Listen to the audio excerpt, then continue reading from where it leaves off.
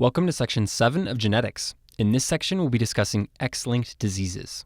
Here's a table of the X-linked disorders you need to know for Step 1. Obviously, there are a lot of disorders and they cover multiple organ systems, and for this reason, I'm not going to focus on the details of each genetic disease in this video. They'll be covered in more detail in their respective organ systems. In this video, we'll focus on Duchenne and Becker muscular dystrophy. There are 3 muscular dystrophies you need to know for Step 1, and these include Duchenne, Becker, and myotonic. Duchenne and Becker muscular dystrophy are X-linked recessive disorders, and myotonic muscular dystrophy is a trinucleotide repeat disorder. In this video, I'll focus on Duchenne and Becker muscular dystrophy, and then I'll discuss myotonic muscular dystrophy more in the video on trinucleotide repeat disorders. In genetics, you should know that larger genes have an increased probability of spontaneous mutations because there is more space for this to occur.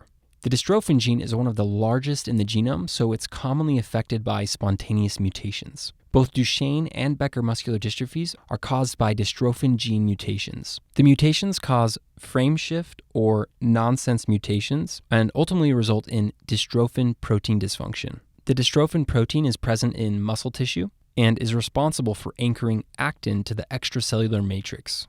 If it's dysfunctional, it can lead to myonecrosis. Let's pull up an image so you can see what this looks like.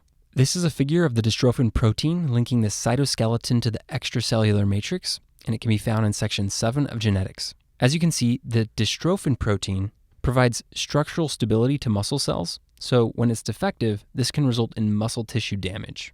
Again, notice that this protein connects the actin cytoskeleton to the extracellular matrix. Over time, muscle tissue damage causes progressive muscle weakness. In Duchenne and Becker muscular dystrophy, this usually begins in the lower and proximal limbs and progresses to the upper and distal limbs. Because the lower limbs are affected, patients will commonly exhibit the Gower sign. This simply means that the individual will use their upper limbs to push themselves up when attempting to stand. Eventually, the muscle tissue is replaced with fibrous connective tissue and adipose tissue, resulting in enlarged calf muscles. This is known as calf pseudohypertrophy. Because the heart contains the dystrophin protein, this disease can cause dilated cardiomyopathy. As muscle tissue dies, this causes creatinine kinase to leak out into the blood, resulting in an elevated creatinine kinase. Molecular tests, such as PCR, are commonly used to make the diagnosis.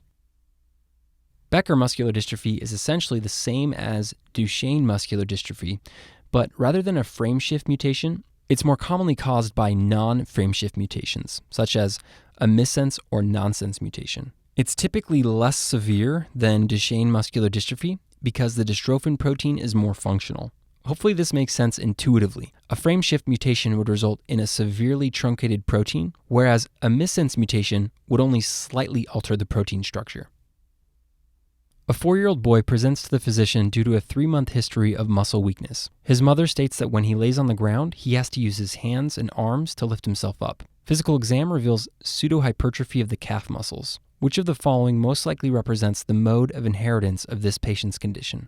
Okay, from the question stem, hopefully you notice that this part of the question, when he lays on the ground, he has to use his hands and arms to lift himself up, is describing the Gower maneuver.